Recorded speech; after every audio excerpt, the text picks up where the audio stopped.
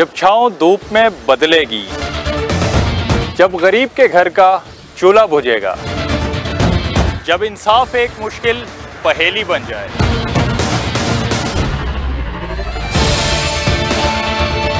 जब तालीम और रोजगार आम आदमी के लिए नायाब हो जाएगा, तब मेरे मुल्क के हर एक कोने से एक ही आवाज आएगी, ये तो होगा।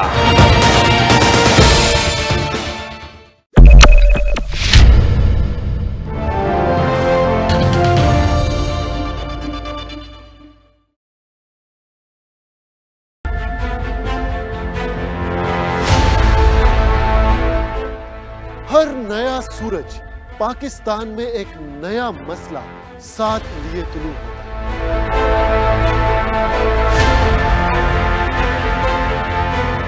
और दिन इन्हीं मसाइल के हल के नजर हो जाते हैं। हमारी सियासी रवायात हमें अपने दिलो जान से अजीज है, मगर अब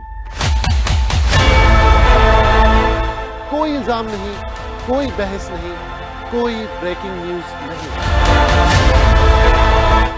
क्योंकि मैं रखता हूं सवाल का और मांगता हूं जवाब दलील के साथ।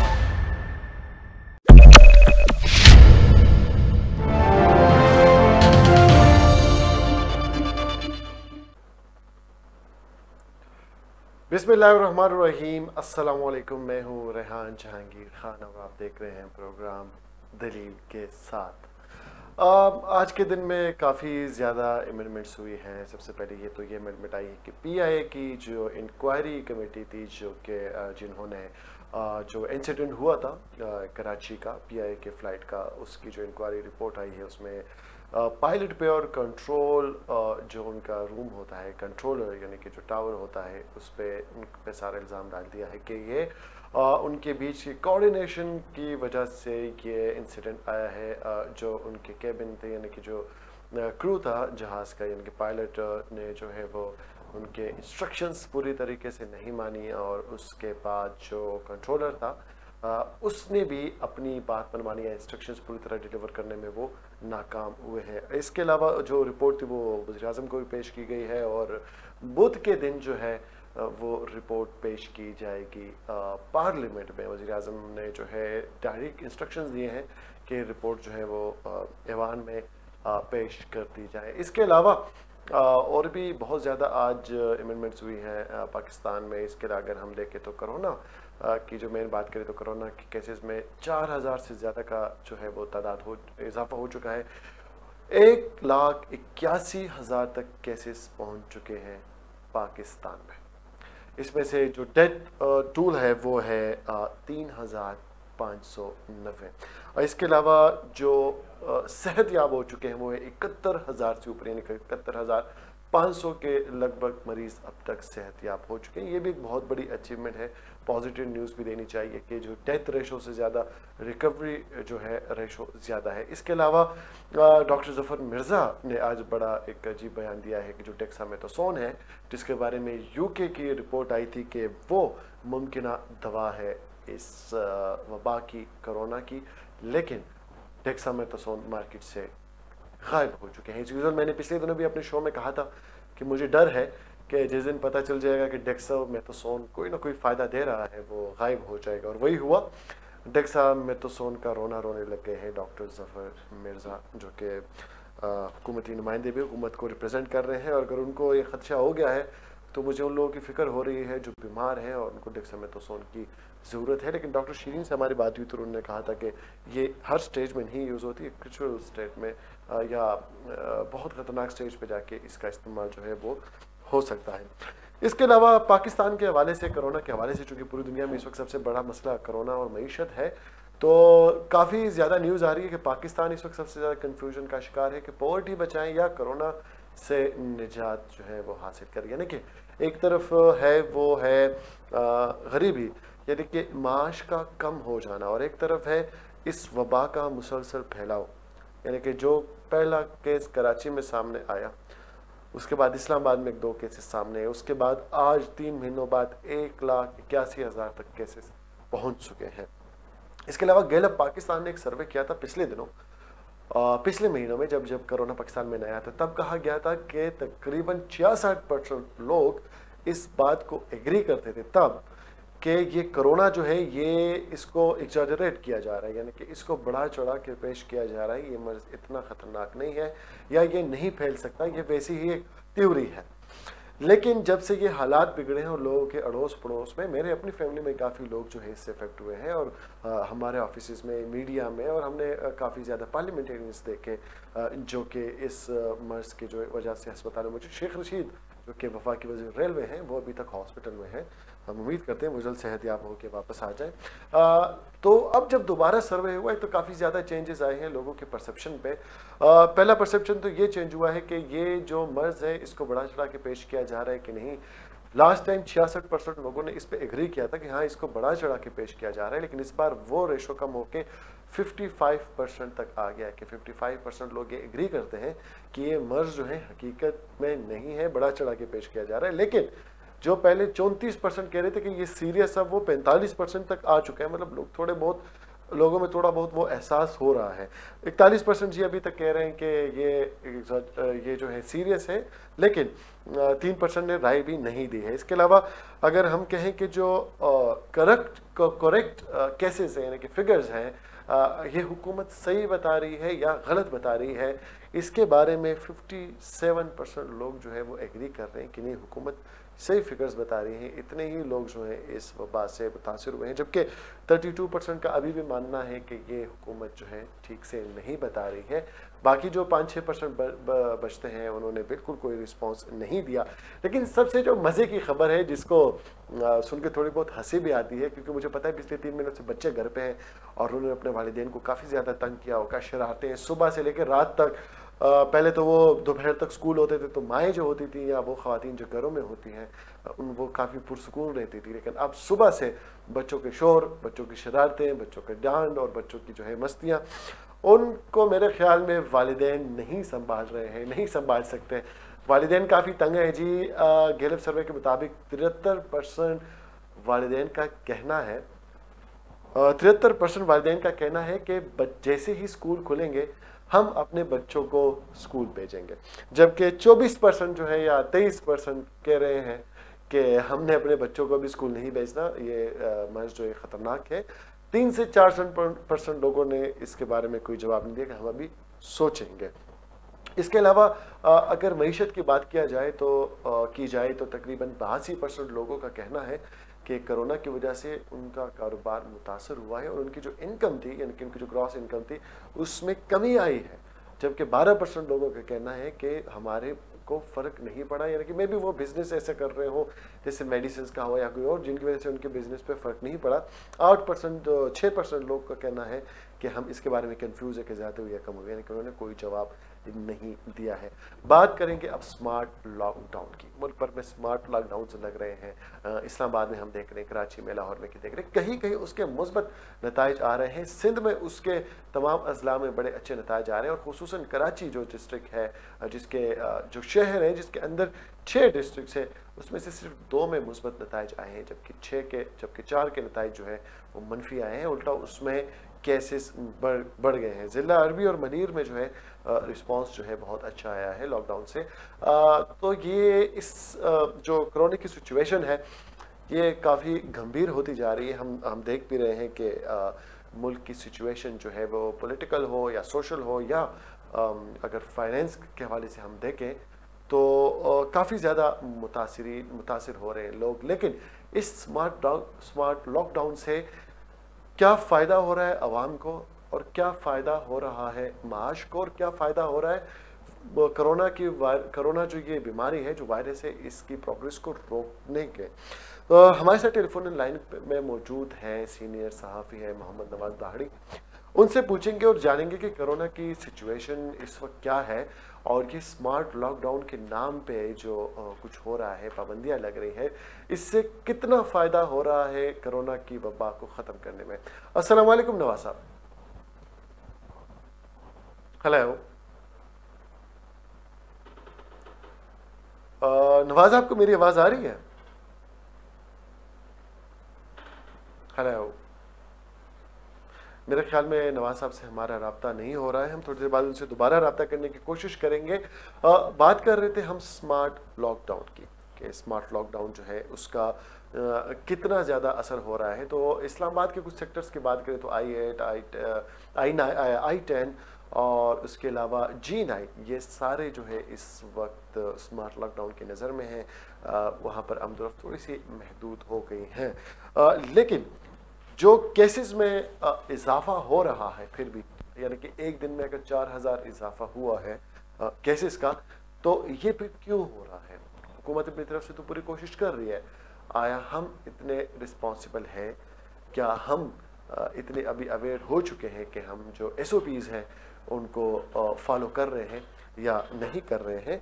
तो इस हवाले से जो है हम आज इस प्रोग्राम में बात करेंगे। इसके अलावा और भी बहुत ज़्यादा अमेंडमेंट्स हुई हैं जिनके ऊपर हम बात करेंगे, लेकिन कोरोना इस वक्त इसलिए प्रायोरिटी पे है कि जो एक सिस्टम है, जो स्ट्रक्चर है, वो कोरोना की वजह से इस वक्त जो है काफ़ी ज़्यादा मुतासिर हुआ है। कुछ और न्यूज़ कोरोना के हवाले से मेरे पास मौजूद है, मैं वो आपको बता दूँ। गैलप सर्वे की हम बात कर रहे थे और उसमें हमने बात की माश की, कि माश जो है वो कितना जो है वो 82% लोग कहते हैं कि माश जो है वो इस वक्त तबाह हुआ है उनका, यानी कि कम हुआ है। इसके अलावा वो जो कह रहे हैं कि इसके अलावा गैलप सर्वे में और भी बहुत ज़्यादा चीज़ें थी।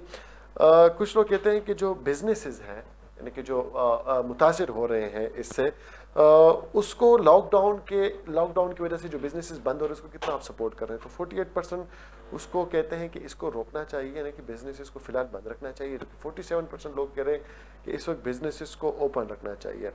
हाउस होल्ड्स की हमने बात कर ली है कि वो कह रहे हैं कि 82% जो है उसमें वो कमी आई है, लेकिन पिछले 3 महीने से पहले या 2 महीने पहले से जो ये सर्वे हुआ था तो उसके रिजल्ट्स और फिगर्स काफ़ी ज़्यादा चेंज थे। तब लोग इतने ज़्यादा इस कोरोना को सीरियस नहीं ले रहे थे, लेकिन अब जब केसेस बढ़ रहे हैं तो लोगों ने सीरियस लेना शुरू कर दिया। और इसमें से गवर्नमेंट को भी थोड़ी बहुत हिराजी तहसीन में पेश करूँगा कि उनकी जितनी भी ज़्यादा इक़दामात हैं और उनके जितने ज़्यादा कोशिशें हैं, अवेयरनेस कैंपेन्स चल रही हैं, टेलीविजन पे चल रही हैं, न्यूज़पेपर्स में चल रही हैं, सोशल मीडिया पे तो एक भरमार जो है वो इस वक्त चल रही है। लेकिन कहीं ना कहीं सोशल मीडिया की बात आ गई है तो कोरोना वायरस को लेकर सोशल मीडिया पे तो काफ़ी ज़्यादा तनकीद, मजाक सब कुछ उड़ाया जाता है, लेकिन उससे हट के अगर हम सोचें तो जो कोरोना है वो एक ख़तरनाक बीमारी है और इससे बचना हम सबका जो है वो एक अवलीन तरजीह होनी चाहिए। बल्कि हमें सिर्फ अपनी नहीं बल्कि अपनी फैमिली की, अपने हमसाए की, अपने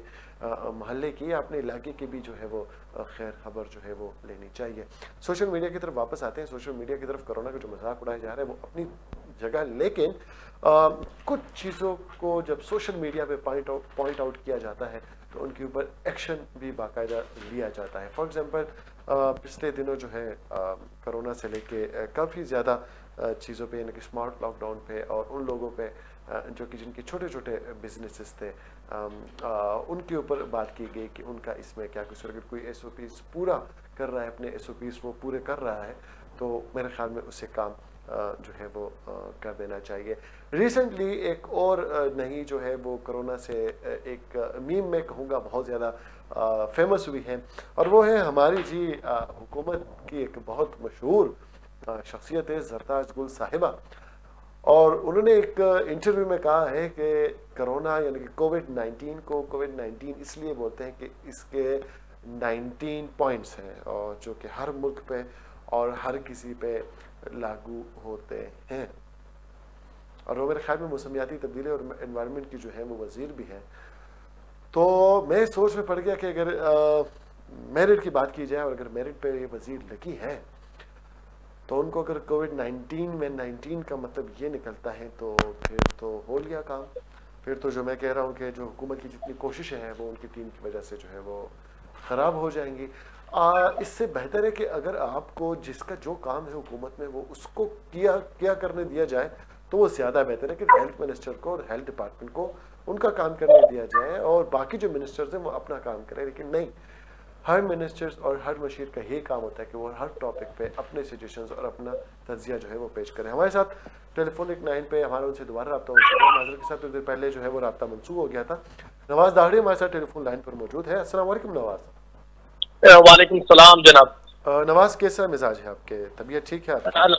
अल्हम्दुलिल्लाह, बहुत शुक्रिया आप। नवाज भाई, मुझे बताइएगा कि स्मार्ट लॉकडाउन तो पूरे मुल्क में जो है लगे हुए हैं, पेशावर से लेके कराची तक, और काफ़ी ज़्यादा उसके मुस्बत असरात भी दिखाई दे रहे हैं, लेकिन दिन ब दिन केसेस में फिर भी इजाफा हो रहा है। ये चक्कर क्या है? देखिए, जो स्मार्ट लॉकडाउन की आप बात कर रहे हैं, ये स्मार्ट लॉकडाउन आपने कहा कि मस्बत नताइज नजर आ रहे हैं, लेकिन दूसरी जानब जो मेडिकल प्रोफेशनल्स हैं, पाकिस्तान मेडिकल एसोसिएशन की जानिब से चंद दिन पहले जो एक प्रेस कॉन्फ्रेंस की गई, इस प्रेस कॉन्फ्रेंस में शदीद खदशात का इजहार किया गया कि ये जो स्मार्ट लॉकडाउन है, इसका कोई कॉन्सेप्ट मेडिकल की दुनिया में नहीं है। ये जो इज्तिमाई से ताल्लुक रखने वाले लोगों ने इस चीज को रद्द किया और उनका कहना था कि मुकम्मल तौर पर लॉकडाउन करना पड़ेगा 2 हफ्तों के लिए, उसके बाद जाकर सूरत हाल को देखने की जरूरत पड़ेगी। लेकिन अगर हम कहें कि स्मार्ट लॉकडाउन तो किसी हद तक एक मरहम लगाने के लिए काफी साबित हो रहा है, और मुख्तलिफ इलाकों में जहाँ जहाँ केसेस सबसे ज्यादा रिपोर्ट हो रहे हैं वहाँ पर स्मार्ट लॉकडाउन किया जा रहा है। ये पूरी जो पाकिस्तान में ट्रेंड जो ये जो आला फतेह इजलास जो हुआ वज़ीर आज़म इमरान खान की सदारत में, जिसमें तमाम जो सूबों के जो रिप्रेजेंटेटिव है, चीफ एग्जीक्यूटिव थे, दोनों समय जो मुख्तलिफ अहम जो रहनुमा मुतल्लिका हुकाम उन्होंने शिरकत की, ये फैसला मुतफ़िका तौर पर स्मार्ट लॉकडाउन को किया गया। जहाँ जहाँ हॉट स्पॉट है वो निशानदेही की जा रही है, तमाम जो मुतल्लिका हुकाम है उनके कोऑर्डिनेशन से, जिसके बाद उस एरिया को जो है वो सील किया जा रहा है। तो किसी हद तक हम कहें कि वो उस एरिया के नस्ल हरकत तक पाबंदी लगाकर और उन वहाँ के इलाके मकीनों को जो है वो एक रिस्ट्रिक्ट किया जा रहा है तो गलत नहीं होगा, लेकिन वो नताइज जो स्मार्ट लॉकडाउन के कहा जा रहा है वो इससे थोड़ी हकीकतें उससे बरस है।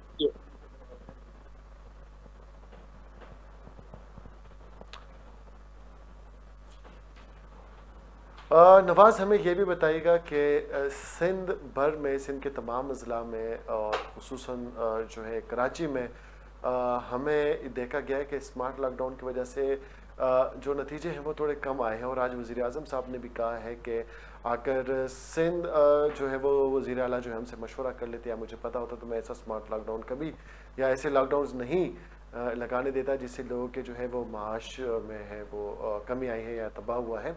आपको क्या लगता है कि जो ये बैनुल सूबाई कोऑर्डिनेशन है या वफाक और सूबों के दरमियान जो एक दूरी नज़र आ रही है, जहाँ तक हम देख रहे हैं कि सिंध ने अपने तमाम अजला में कोरोना को बहुत सीरियस लिया है और शुरू से सिंध के इक़दाम को काफ़ी लोग सराह रहे हैं, लेकिन वफाक की फिर भी उनके साथ इख्तलाफात और अपोजिशन में होने के बावजूद भी, लेकिन आपको नहीं लगता कि इस वायरस को लेकर दोनों को एक साथ एक पेज पे खड़ा होना चाहिए? ये मामला क्या है और आपको क्या लगता है कि ऐसा क्यों हो रहा है? जहांगीर साहब, असल में मामला ये था कि शुरू में हमने देखा कि जैसे केसेस रिपोर्ट हुए उनके अंदर तो सिंध की जो कोरोना वायरस के हवाले से जो टास्क फोर्स का इजलास था वो दिन मतलब हर घंटों के हिसाब से जो होते हुए हमने देखा, जिसके बाद मुख्तलिफ मरहला ऐसा भी आया कि रात को 12-12 बजे 1-1 बजे जो है वो इजलास हो रहा था टास्क फोर्स का, और मुख्तलिफ जो अहकामात हैं, मुख्तलिफ जो काम है वो किए जा रहे थे।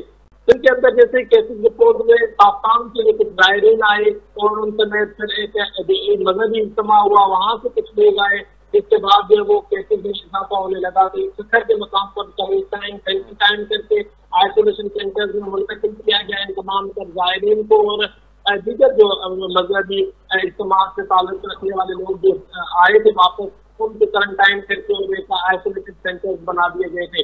हमने देखा कि कुछ हुकाम की जानिब से, कुछ स्टेक होल्डर की जानिब से पूरी हुकूमत के परफॉर्मेंस को सराहा गया और जो है वो मुख्तलिफ इक़दाम लिए जा रहे थे। फौरी तौर पर फंड जारी किए गए और दीगर जो अहकाम हमने वज़ीर आला सिंह को एक्शन में देखा और जो है ये तमाम सरगर्मियां सर अंजाम दे रहे थे। दूसरी जानिब उसके बाद एक नेशनल कोऑर्डिनेशन कमेटी बनी जिसमें तमाम जो सूबाई वज़ीर आला है उन समय जो वज़ीर आज़म इजलास की सदारत कर रहे थे तो कोरोना से निपटने के लिए एक हिकमत अमली मरकज़ दे रहे थे। हमने देखा कि वज़ीर आज़म का एक अलग स्टैंड था, पाकिस्तान तहरीक इंसाफ का स्टैंड की हिमायत थी। दूसरी जानिब में जो है क्योंकि हुकूमत पाकिस्तान पीपल्स पार्टी की है तो यहाँ पर एक अलग स्टैंड हमें नजर आया। पहले इसी जो कोरोना वायरस है जिसका एक खतरनाक सिचुएशन इख्तियार कर चुका है, इसे फ्लो करार दिया गया, दूसरे दर्जे का, पहले दर्जे का, तीसरे दर्जे का फ्लो कहा गया। उसके बाद जो वो कहा गया कि आपको अगर खांसी होती है या कोई जुकाम होता है तो आप परेशान ना हो कोई तौर पर और घर में रहे। उसके बाद हमने देखा कि फिर कहा गया कि नहीं, ये खतरनाक बीमारी है, इससे एहतियात करना जरूरी है। तो एक नेशनल कंसेंसस बिल्ड नहीं हो सका। मुख्तलिफ जो स्टेक होल्डर्स है वो जो WHO वर्ल्ड हेल्थ ऑर्गेनाइजेशन की जो अलार्मिंग सिचुएशन थी, जो मुख्तलिफ नोटिस थे, मुख्तलिफ जो एक पाकिस्तान के हवाले से खदशात थे, वो दिन ब दिन बढ़ते जा रहे थे और जो कोरोना पेशेंट्स है उसमें इजाफा होता जा रहा था। हमने देखा कि एक नेशनल कंसेंसस ना बिल्ड होने की वजह से यहाँ सिंध समेत पूरे पाकिस्तान में एक अलग अलग पॉलिसीज नजर आई। कुछ हल्कों का ख्याल था कि वजीर आजम की जानिब से वो उस तरीके से लीड नहीं किया गया जिस तरीके से करना चाहिए था। कुछ मुअत्तर हल्कों का ख्याल है कि ये सियासी इख्तिलाफात की वजह से सिंध ने अपने अलग जो है वो किबला बना लिया और वफाक ने जो अपने अलग 3 सूबों को लेकर एक सिस्टम बनाया, जिसकी वजह से एक इख्तिलाफ में राय पैदा हुई और बीच में जो अवाम और ये जो पूरी पब्लिक है वो उसको लॉस हुआ। बहरहाल ये एक अलग डिबेट है, लेकिन मामला ये है कि एक वक्त ऐसा भी आया कि वजीर आजम की जानिब से ऐलान किया गया कि जो है वो कोई लॉकडाउन की पॉलिसी नहीं होनी चाहिए, नहीं होनी चाहिए, क्योंकि मुआशी इस्तेसाल हो रहा है। इससे कतई नजर इससे कोई इख्तिलाफ नहीं है कि मुआशी इस्तेसाल हुआ है, लोग परेशान हुए, घरों में परेशान रहे, राशन के लिए परेशान रहे, दीगर चीजों के लिए रहे। लेकिन फिर हमने देखा कि पंजाब ने अलग स्टैंड किया और लॉकडाउन की तरफ चले गए, थोड़ी तौर पर बलूचिस्तान पूरी तौर पर लॉकडाउन की तरफ चला गया और फिर एक वो जो पॉलिसी एक वफाकी सोसाइटी पॉलिसी होनी चाहिए थी वो हमें कुछ देर के लिए डगमगाती हुई नजर आई। जिसके बाद हमने देखा कि फिर एक नेशनल कंसेंसस पैदा हुआ और मुख्तलिफ हल्कों की जानिब से अपने असल उसूल इस्तेमाल किए गए मुबैना तौर पर, जिसके बाद तमाम तर लोगों को एक पेज पर लेकर आए और फिर हमने देखा कि नेशनल कंसेंसस पैदा करने के लिए एक बार फिर एक राह हमवार हुई। लेकिन एक पॉलिटिकल इख्तिलाफ होने की वजह से भी मुख्तलिफ लोगों ने सफर जरूर किया है। दूसरी जानिब अगर सिंध की परफॉर्मेंस को सराहा जा रहा है तो दूसरी जानिब एक बहुत बड़ा लूपहोल भी नजर आया, वो राशन की तकसीम का था।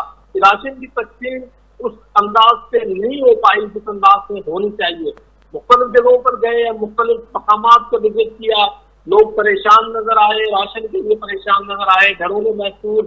अब दूसरी जानिब जॉब से नहीं जा रहे, सैलरीज के इशू, डेली रिजर्व जो है वो परेशान। तो राशन की तकसीम में बहुत बड़ा चैलेंज था, जिससे सिंध हुकूमत पीपल्स पार्टी चैलेंज को निपटने में मुकम्मल तौर पर अगर कहीं नाकाम हो गई तो गलत नहीं होगा। मुख्तलिफ हालतों का ये मानना है कि राशन की तकसीम बहुत मुश्किल मरहला था जो पीपल्स पार्टी ने सिंध हुकूमत मुकम्मल नहीं कर पाई, जिसके कन्फेशनल स्टेटमेंट हमने गुजरात से भी सुनी तो हमने वजीर आला सिंध से भी सुनी। दूसरी जानिब लॉकडाउन के मरहले में एक कामयाब तरीन एक मरहला रहा। फिर हमने देखा कि ट्रांसपोर्ट चलाने के मामले पर भी कोई इख्तिलाफ रहे, पूरे पाकिस्तान के दीगर सूबों में ट्रांसपोर्ट शुरू हो गई लेकिन यहाँ पर ट्रांसपोर्ट नहीं शुरू हुई। बहरहाल उसके बाद ये देखने को भी मिला कि ईद के दिनों में और मुकम्मल तौर पर लॉकडाउन ईद हो गया और तमाम तर लोग जो है वो बाहर आए, केसेस में तेजी से इजाफा हुआ। अब तो जहांगीर साहब रोजाना की बुनियाद पर इजाफा ही हो रहा है और अब एहतियात करने की जो है वो हालत से मुख्तलिफ हल्के वो इस बात पर जोर दे रहे हैं। मोहम्मद नवाज, मैं अक्सर देखता हूँ आप मुख्तलिफ प्रेस कॉन्फ्रेंसेज में होते हैं, कभी बिलाल भुट्टो जरदारी के और कभी बाकी पॉलिटिकल शख्सियात के, तो आप भी अपना ख्याल रखिए, अपनी PPE किट जो है रेगुलर यूज़ करें, सैनिटाइज़र यूज़ करें और अपनी सेहत का भी ख्याल रखें। बहुत बहुत शुक्रिया मोहम्मद नवाज, आपने अपने कितनी वक्त से कीमती वक्त दिया हमें, बहुत बहुत शुक्रिया।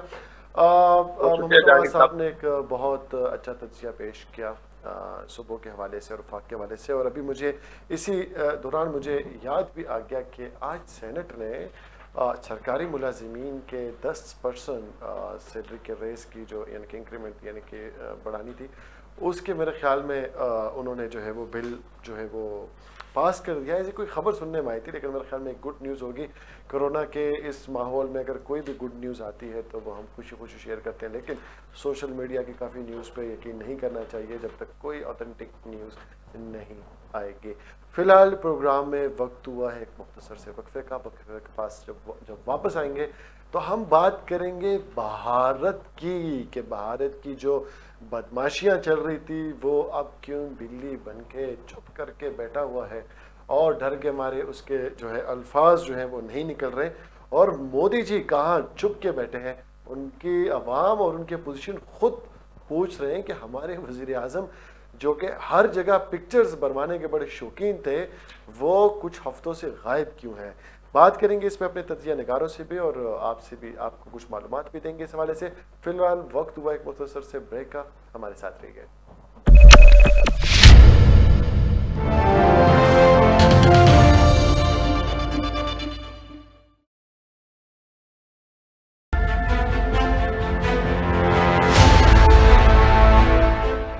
हर नया सूरज पाकिस्तान में एक नया मसला साथ लिए तुलू होता है